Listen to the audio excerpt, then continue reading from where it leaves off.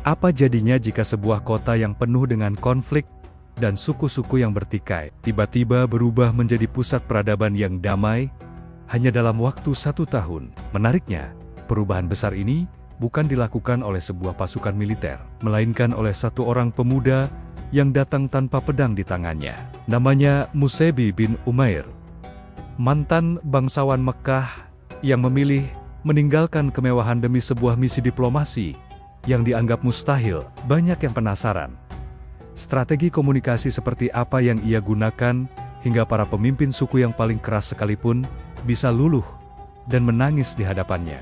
Inilah rahasia di balik kekuatan diplomasi lembut yang berhasil mengubah wajah sejarah dunia selamanya. Selamat datang di Visi Teladan saya. Jika Anda ingin menggali lebih dalam strategi kepemimpinan dan inspirasi hidup dari para tokoh besar sejarah, pastikan Anda menekan tombol subscribe dan aktifkan lonceng notifikasinya. Sekarang juga, mari kita telusuri bagaimana satu orang bisa memenangkan hati seluruh isi kota. Untuk memahami besarnya dampak yang dibawa Musaibi bin Umair di Madinah, kita harus menarik mundur waktu ke jalanan kota Mekah beberapa tahun sebelum hijrah. Di sana, hidup seorang pemuda yang menjadi buah bibir di setiap sudut kota. Namanya adalah Musaibi bin Umair. Bayangkan, seorang pemuda yang tumbuh di atas tumpukan sutra dan kemewahan. Musaibi adalah anak kesayangan dari salah satu wanita terkaya di Mekah, Khunas binti Malik. Ia adalah ikon gaya hidup. Pakaiannya didatangkan dari Yaman, sandalnya dibuat dari kulit terbaik, dan parfumnya begitu khas, sehingga orang-orang akan berkata, Musaibi baru saja lewat sini, hanya dengan mencium aroma yang tertinggal di udara. Ia memiliki segalanya: ketampanan, harta, dan status sosial yang membuat setiap pemuda Quraisy merasa iri. Namun, sejarah mencatat sebuah transformasi yang mengguncang nalar saat hidayah Islam masuk ke dadanya di rumah Arkam bin Abi Arkam. Musaibi tidak hanya berpindah keyakinan, ia berpindah seluruh gaya hidupnya. Ia menghadapi boikot dari ibunya sendiri, dikurung, dan akhirnya terusir dari rumah mewahnya. Pemuda yang dulu kulitnya halus karena minyak wangi, kini kulitnya mengelupas dan kasar karena panas matahari dan kemiskinan. Ia meninggalkan kemewahan dunia demi sesuatu yang jauh lebih berharga: iman. Inilah poin pentingnya. Ketika masa perjanjian Akabah pertama tiba, Rasulullah SAW harus memutuskan siapa yang akan dikirim ke Yatsrib, sebuah kota yang jaraknya ratusan kilometer, penuh dengan konflik berdarah antara suku Aus dan Khazraj, serta dihuni oleh komunitas Yahudi yang kritis. Pertanyaannya, mengapa Rasulullah memilih Musaibi? Mengapa bukan Umar bin Khattab yang dikenal sangat ditakuti? Mengapa bukan Khalid bin Walid yang saat itu mungkin belum masuk Islam, tapi memiliki bakat militer? Atau mengapa bukan Abu Bakar yang paling senior? Rasulullah SAW, dengan bimbingan wahyu dan kejeniusan kepemimpinan beliau, memahami bahwa Madinah tidak sedang membutuhkan seorang panglima perang yang datang dengan gertakan. Madinah adalah kota yang lelah dengan pertikaian. Mereka sedang mencari sosok yang bisa mendengarkan, sosok yang memiliki ketenangan dalam berbicara, dan sosok yang mampu menunjukkan bahwa Islam adalah agama yang indah melalui perilakunya. Musaibi bin Umair memiliki profil yang unik. Pengalamannya sebagai mantan bangsawan memberinya kecakapan berkomunikasi dengan para elit suku. Pengalamannya menderita dalam kemiskinan memberinya empati untuk bicara dengan kaum jelata. Dan yang paling utama, ia memiliki karakter yang lunak, tapi berprinsip, sebuah kombinasi yang dalam ilmu. Diplomasi modern disebut sebagai soft power. Inilah awal mula perjalanan sang duta pertama. Ia berangkat menuju Madinah bukan membawa pedang di pinggangnya, melainkan membawa Al-Quran di dadanya dan kelembutan di lidahnya. Sebuah misi yang awalnya dianggap mustahil oleh banyak orang. Namun di tangan Musaibi, ia akan menjadi kunci pembuka pintu-pintu rumah di seluruh kota Madinah. Setelah dipilih oleh Rasulullah SAW, Musaibi bin Umair tidak berangkat dengan perayaan besar-besaran. Sebaliknya, ini adalah sebuah misi tingkat tinggi yang bersifat rahasia dan penuh risiko. Madinah, atau yang saat itu masih dikenal sebagai Yatsrib, bukanlah kota yang ramah bagi pendatang, apalagi bagi mereka yang membawa ajaran baru yang asing. Bayangkan kondisi Yatsrib saat itu. Kota ini sedang berada di titik nadir akibat Perang Bu'ats. sebuah konflik saudara berdarah antara suku Aus dan Khazraj yang telah berlangsung selama puluhan tahun. Luka-luka peperangan masih basah, kebencian antar keluarga masih membara, dan kecurigaan terhadap orang asing berada pada level tertinggi. Di tengah ketegangan inilah, Musabi bin Umair menapakkan kakinya. Mandat yang diberikan Rasulullah kepada Musabi sangat spesifik. Ajarkan mereka Al-Quran, sampaikan nilai-nilai Islam, dan persatukan hati mereka. Ini bukan sekadar tugas mengajar di dalam kelas. Ini adalah tugas melakukan rekayasa sosial di tengah masyarakat yang sedang hancur. Setibanya di sana, Musabi menginap di rumah Asad bin Zurarah, salah satu tokoh dari suku Khazraj yang telah menyatakan keislamannya. Dari rumah sederhana inilah, strategi diplomasi bawah tanah dimulai. Musabi tidak langsung berteriak di pasar atau di pusat-pusat keramaian. Ia menggunakan pendekatan yang sangat personal dan strategis. Ia mendatangi satu persatu rumah tokoh masyarakat. Ia mengajak bicara dari hati ke hati di bawah keteduhan pohon kurma. Musabi sangat memahami bahwa untuk mengubah sebuah kota, ia tidak bisa memulainya dengan paksaan. Ia mulai memperkenalkan Islam bukan sebagai ancaman bagi budaya mereka, melainkan sebagai solusi atas pertikaian yang selama ini menghisap darah warga Yatsrib. Namun, tantangannya luar biasa besar. Setiap langkah Mus'ab diawasi oleh para pemuka agama lama dan para kepala suku yang merasa kekuasaannya terancam. Salah sedikit saja dalam berucap, nyawa Musabi dan tuan rumahnya menjadi taruhannya. Disinilah kedewasaan Musabi diuji. Meskipun ia masih muda, ia menunjukkan ketenangan seorang negarawan ulung. Ia tidak terburu-buru mengejar hasil. Ia menanam benih-benih hidayah dengan sabar, menjelaskan ayat demi ayat Al-Quran dengan bahasa yang mudah dipahami oleh masyarakat agraris Yatsrib. Misi rahasia ini adalah sebuah pertaruhan besar. Jika Musabi berhasil, Madinah akan menjadi benteng bagi masa depan Islam. Namun jika ia gagal, maka harapan untuk menemukan tempat perlindungan bagi kaum muslimin yang tertindas di Mekah akan sirna. Dunia mungkin mengenal penaklukan dengan senjata. Namun di bagian kedua ini kita belajar bahwa kemenangan terbesar seringkali dimulai dari percakapan-percakapan kecil yang dilakukan dengan penuh ketulusan di balik pintu-pintu rumah yang tertutup. Inilah momen yang paling menentukan dalam misi Musabi bin Umair di Madinah, sebuah momen di mana nyawa sang diplomat berada di ujung tanduk, dan masa depan Islam di kota itu dipertaruhkan hanya dalam satu percakapan singkat. Suatu hari, saat Mus'ab tengah duduk bersama Amarisahas, Ada bin Zurarah, di sebuah kebun milik kabilah Bani Abdul Ashhal, kabar tentang aktivitas mereka sampai ke telinga dua pemimpin besar Madinah, Usaid bin Hudair dan Ada bin Mu'adz. Keduanya adalah pemimpin yang sangat disegani dan dikenal keras dalam menjaga tradisi nenek moyang mereka. Usaid bin Hudair, dengan wajah memerah karena amarah, mengambil tombaknya dan bergegas menuju kebun tersebut. Ia berdiri di hadapan Musabi dengan tatapan menghunus, seraya membentak, "Apa maksud kalian datang ke sini? Ingin membodohi orang-orang lemah kami? Pergilah dari sini jika kalian masih sayang dengan nyawa kalian." Bayangkan situasinya, di hadapan Musabi berdiri seorang prajurit tangguh dengan senjata yang siap menembus dadanya. Orang biasa mungkin akan lari ketakutan atau justru membalas dengan kemarahan yang sama. Namun, disinilah Musabi menunjukkan kelasnya sebagai diplomat pilihan Rasulullah. Dengan suara yang sangat tenang, tanpa sedikit pun nada gemetar atau provokasi, Musabi menjawab dengan kalimat yang kelak menjadi standar emas dalam ilmu komunikasi. "Wahai Tuan, maukah engkau duduk dan mendengarkan terlebih dahulu? Jika engkau menyukai apa yang aku sampaikan, engkau boleh menerimanya. Namun, jika engkau tidak menyukainya, maka kami akan segera pergi dan tidak akan pernah kembali lagi." Inilah yang dalam psikologi modern disebut sebagai active listening dan de-escalation strategy. Musabi tidak mendebat amarah Usaid.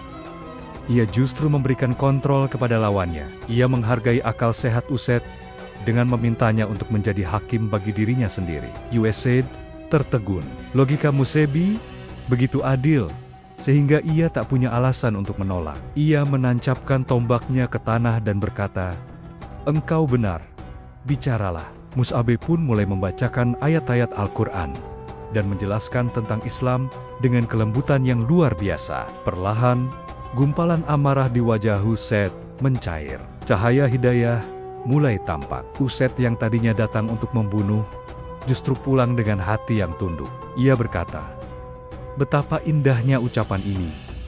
Dari peristiwa ini kita belajar sebuah pelajaran besar, bahwa seringkali musuh yang paling keras bukan butuh dikalahkan dengan kata-kata yang lebih tajam, melainkan butuh didengarkan dan diajak bicara dengan martabat." Musebi membuktikan bahwa ketenangan emosional adalah senjata yang jauh lebih mematikan daripada mata tombak manapun.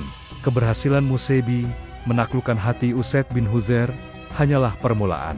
Namun, ujian sesungguhnya baru saja dimulai. Usaid kembali kepada sahabatnya, sang pemimpin tertinggi suku Aus, yaitu Sa'ad bin Mu'adz. Melihat Usaid pulang dengan wajah yang berseri-seri, Sa'ad bin Mu'adz langsung merasa ada yang tidak beres. Ia tahu bahwa Usaid telah takluk secara intelektual dan spiritual.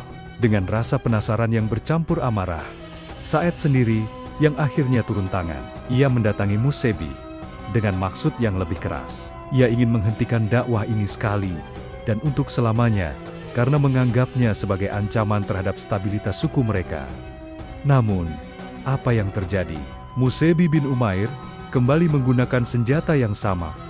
Ketenangan yang tak tergoyahkan, ia menyambut Sa'ad dengan penghormatan yang layak bagi seorang pemimpin. Musebi tidak melihat Sa'ad sebagai musuh yang harus dihancurkan, melainkan sebagai kunci emas yang akan membuka pintu hidayah bagi ribuan orang lainnya. Sekali lagi, skenario yang sama terulang. Musebi meminta Sa'ad untuk duduk dan mendengarkan. Ia membacakan ayat-ayat Al-Quran yang menyentuh nurani terdalam tentang keadilan dan ketuhanan. Sa'ad bin Mu'adz, seorang pria yang dikenal karena integritas dan akal sehatnya, tidak bisa membantah kebenaran yang ia dengar. Di hari itu juga, sang singa Madinah ini bersyahadat di hadapan Musebi. Tapi inilah momen yang paling luar biasa dalam sejarah diplomasi Islam. Sa'ad bin Mu'adz tidak menyimpan hidayah itu untuk dirinya sendiri. Ia segera kembali ke kaumnya, Bani Abdul Ashhal, dan berdiri di hadapan mereka semua.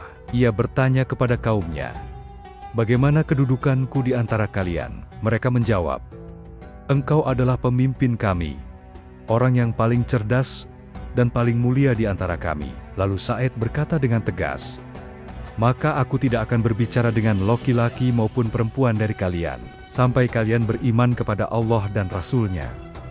Apa yang terjadi kemudian adalah sebuah fenomena unik. Dalam hitungan jam, bukan hanya satu atau dua orang, melainkan seluruh anggota suku Bani Abdul Ashhal masuk Islam secara serentak. Tidak ada pertumpahan darah, tidak ada paksaan fisik, hanya karena mereka sangat mempercayai integritas pemimpin mereka yang telah diyakinkan oleh diplomasi lembut. Mus'ab bin Umair, Musebi sangat memahami strategi top-down. Ia tahu bahwa jika ia berhasil memenangkan hati sang pemimpin, maka ia telah memenangkan hati seluruh kaumnya. Inilah kejeniusan diplomasi Musbi. Ia tidak hanya menyasar kuantitas individu, tapi ia menyasar titik-titik pengaruh yang paling strategis. Dalam waktu singkat, struktur kekuatan di Madinah mulai bergeser. Kekuatan Islam tidak lagi menjadi gerakan minoritas yang bersembunyi di balik pintu, melainkan telah menjadi arus utama yang didukung oleh para elit dan penguasa kota. Musebi telah membuktikan bahwa satu percakapan yang tepat kepada orang yang tepat di waktu yang tepat bisa mengubah wajah satu peradaban selamanya. Setelah berhasil merangkul para pemimpin elit Madinah, tantangan Musebi selanjutnya adalah bagaimana menjaga api hidayah ini tetap menyala di hati masyarakat luas. Disinilah kita melihat sisi lain dari kejeniusan Musebi, kemampuannya dalam public speaking atau berbicara di depan publik. Musebi bin Umair tidak hanya menyampaikan informasi, ia menyampaikan transformasi. Gaya bicaranya tidak meledak-ledak, namun setiap kata yang keluar dari lisan beliau memiliki bobot yang mampu menembus relung hati. Rahasia utamanya terletak pada bagaimana ia membawakan Al-Quran. Perlu kita ingat, penduduk Madinah adalah masyarakat yang sangat mencintai sastra dan keindahan bahasa. Mereka terbiasa dengan siar-siar perang dan puisi cinta yang rumit. Namun, ketika Musebi membacakan ayat-ayat Al-Quran Dengan suaranya yang tenang dan penuh penghayatan, masyarakat Madinah merasakan sesuatu yang belum pernah mereka dengar sebelumnya. Al-Quran di lisan Musebi bukan sekadar kumpulan aturan, melainkan musik bagi jiwa mereka yang sedang gersang. Para saksi sejarah menceritakan bahwa ketika Musebi berbicara, suasana di sekelilingnya seketika menjadi hening. Ia tidak menggunakan kata-kata yang sulit dimengerti atau istilah yang menjauhkan audiens. Sebaliknya, ia memilih ayat-ayat yang relevan dengan kondisi mereka. Ayat tentang persaudaraan untuk mengobati luka perang suku, dan ayat tentang keadilan Allah untuk memberikan harapan bagi mereka yang tertindas. Musebi mempraktikkan apa yang kini kita kenal sebagai etos, patos, dan logos. Etos ia bicara berdasarkan keteladanan hidupnya yang nyata. Patos, ia menyentuh emosi pendengarnya dengan kasih sayang yang tulus. Logos, ia menjelaskan ajaran Islam dengan logika yang masuk akal bagi masyarakat Madinah. Efeknya luar biasa. Orang-orang yang awalnya datang hanya karena penasaran, pulang dengan air mata yang membasahi jenggot mereka. Al-Quran menjadi bahasa pemersatu yang baru di Madinah. Di setiap sudut kota, di bawah rindangnya pohon kurma, orang-orang mulai membicarakan ayat-ayat yang diajarkan oleh pemuda Mekah ini. Inilah kekuatan komunikasi yang sesungguhnya. Musebi membuktikan bahwa pesan yang paling agung sekalipun membutuhkan pembawa pesan yang tepat, seseorang yang tidak hanya bicara dengan lisan, tapi juga dengan seluruh jiwanya. Melalui Al-Quran, Musebi sedang membangun fondasi mental masyarakat Madinah, menyiapkan mereka untuk menjadi masyarakat yang siap memikul beban besar di masa depan. Banyak orang mengira tugas Musebi bin Umair hanyalah berceramah dan mengislamkan orang. Namun, kejeniusan Musebi jauh melampaui itu. Ia bukan sekadar pengajar.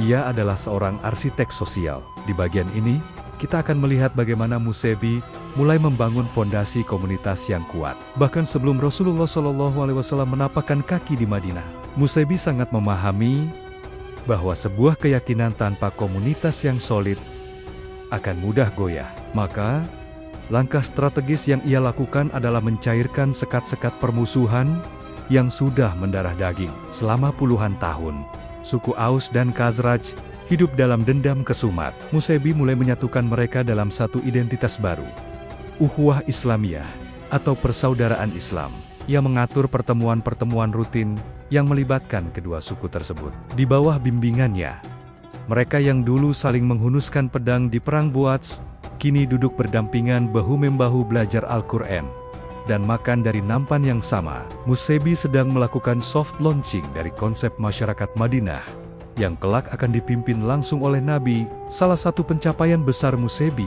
dalam membangun komunitas adalah penyelenggaraan salat Jumat pertama di Madinah. Ini adalah momen simbolis yang sangat kuat. Salat Jumat bukan hanya ibadah ritual, tapi adalah pernyataan kedaulatan dan persatuan. Dengan mengumpulkan penduduk Madinah dalam satu barisan salat, Musebi sedang menunjukkan bahwa kota ini kini memiliki satu visi, satu komando, dan satu tujuan. Selain itu, Musebi juga mulai mempersiapkan logistik dan mental penduduk lokal untuk menyambut kedatangan kaum muhajirin dari Mekah. Ia membangun narasi tentang pengorbanan dan solidaritas. Ia menanamkan jiwa ansar penolong kepada penduduk Madinah, sehingga ketika masa hijrah tiba, mereka tidak melihat pendatang dari Mekah sebagai beban, melainkan sebagai saudara kandung yang sudah lama dinanti. Tanpa kerja keras Musebi dalam membangun komunitas ini, proses hijrah mungkin akan berjalan jauh lebih sulit. Musebi telah mengubah Madinah dari kota yang retak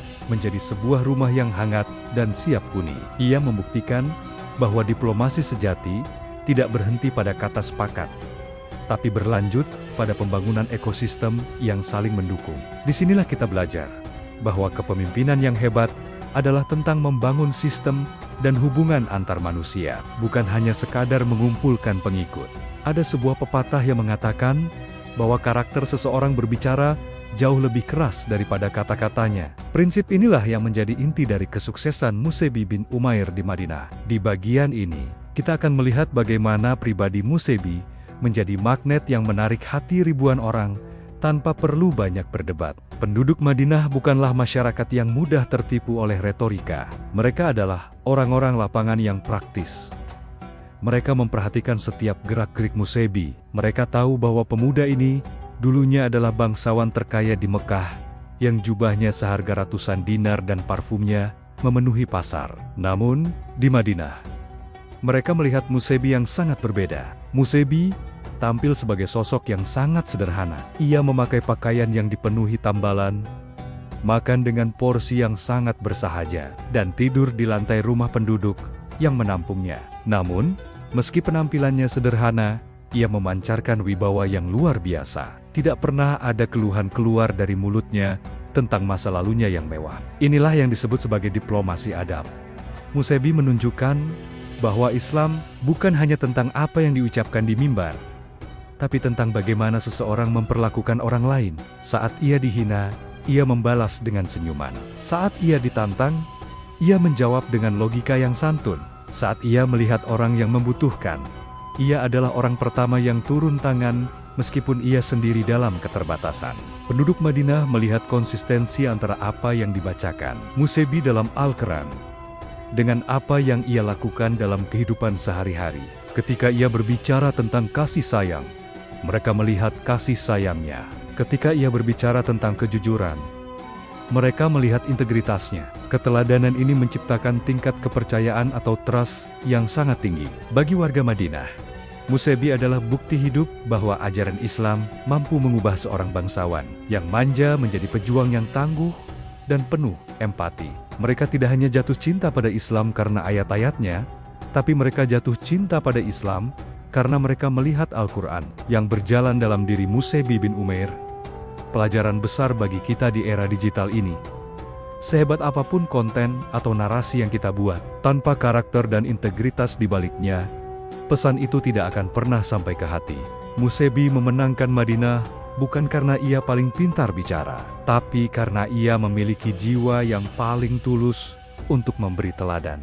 Waktu berlalu begitu cepat, tanpa terasa, 1 tahun telah dilewati Musebi bin Umair di tanah Yatsrib, dan apa yang terjadi dalam kurun waktu singkat itu adalah sesuatu yang tidak bisa dijelaskan selain sebagai keajaiban diplomasi. Jika di awal kedatangannya Islam hanyalah bisikan-bisikan kecil di balik pintu rumah, kini Islam telah menjadi detak jantung kota Madinah. Sejarah mencatat sebuah fenomena luar biasa. Dalam 1 tahun kepemimpinan Musebi, hampir tidak ada satupun rumah di antara rame-rame suku Aus dan Khazraj, melainkan di dalamnya telah ada laki-laki atau perempuan yang memeluk Islam. Ini bukan sekadar angka atau statistik. Ini adalah perubahan total sebuah peradaban. Pasar-pasar yang dulunya penuh dengan kecurangan, kini mulai jujur. Rumah-rumah yang dulunya penuh dengan berhala, kini bersih dan berganti dengan lantunan ayat-ayat suci. Dendam kesumat yang biasanya berujung pada pertumpahan darah, kini berganti dengan pelukan persaudaraan. Mus'ab bin Umair telah berhasil melakukan apa yang gagal dilakukan oleh para perunding dan tetua suku selama puluhan tahun. Ia menyatukan Madinah. Ledakan hidayah ini terjadi bukan karena Musebi memaksa orang untuk masuk Islam, melainkan karena ia berhasil menciptakan sebuah budaya baru. Ia membuat Islam menjadi gaya hidup yang menarik, rasional, dan penuh kasih sayang. Orang-orang masuk Islam karena mereka melihat kehidupan para pemeluknya menjadi jauh lebih berkualitas, lebih tenang, dan lebih bermartabat.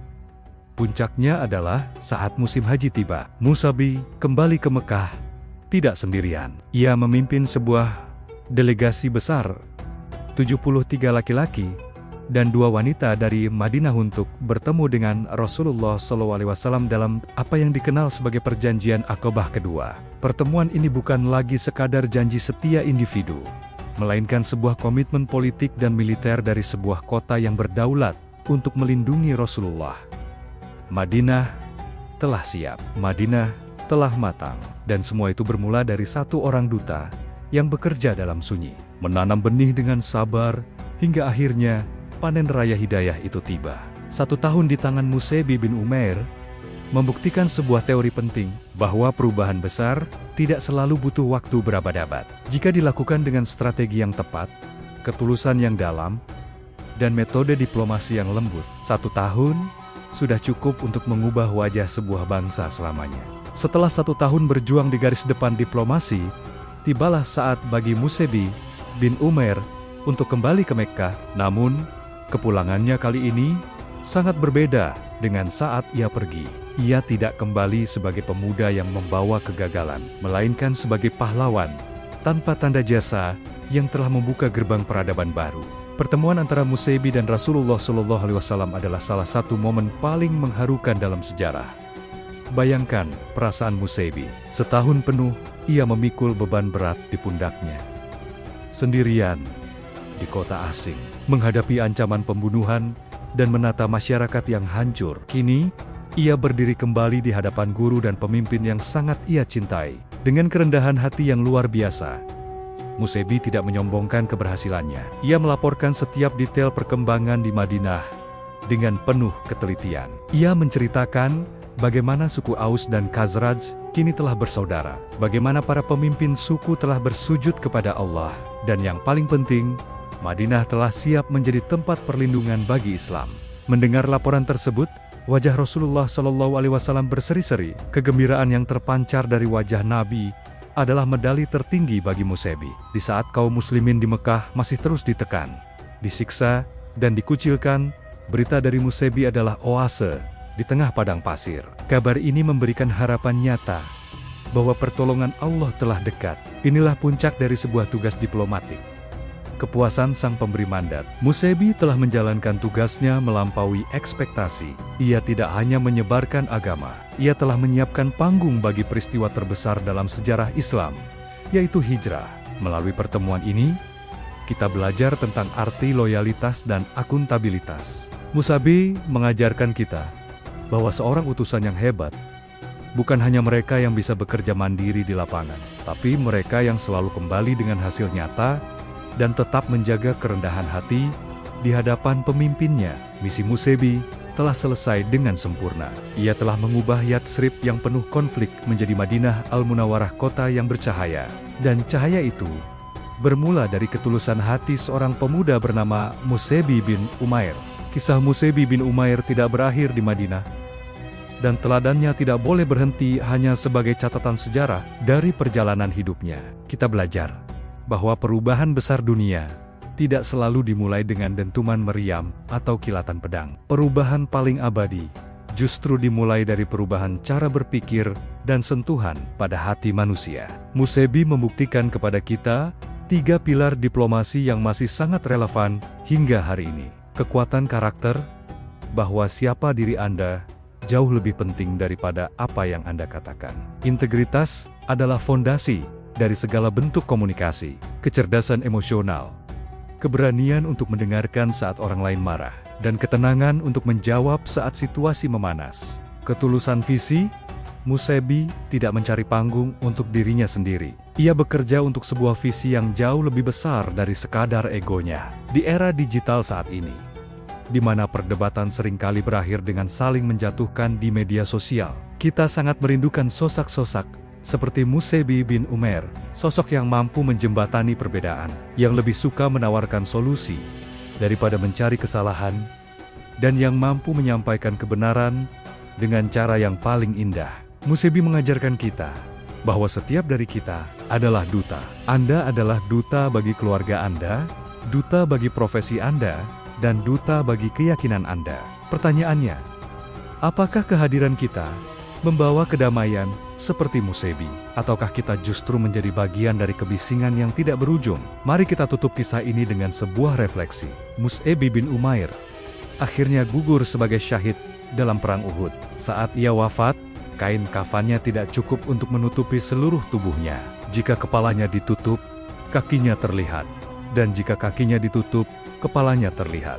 Inilah ironi yang indah. Pemuda yang dulu paling kaya di Mekah pulang ke hadirat Allah dengan kemiskinan harta, namun dengan kekayaan amal yang tak tertandingi. Sebuah kota Madinah yang ia Islamkan adalah pahala yang terus mengalir baginya hingga hari kiamat. Terima kasih telah menyimak kisah luar biasa ini di kanal Visi Teladan saya. Semoga semangat diplomasi lembut Musaibi bin Umair menginspirasi kita untuk menjadi pribadi yang lebih sabar, lebih bijak, dan lebih bermanfaat bagi sesama. Jangan lupa bagikan video ini jika menurut Anda pesan ini perlu didengar oleh lebih banyak orang. Mari kita lanjutkan estafet kebaikan ini. Saya nama Anda, atau host. Sampai jumpa di kisah teladan berikutnya. Wassalamualaikum warahmatullahi wabarakatuh.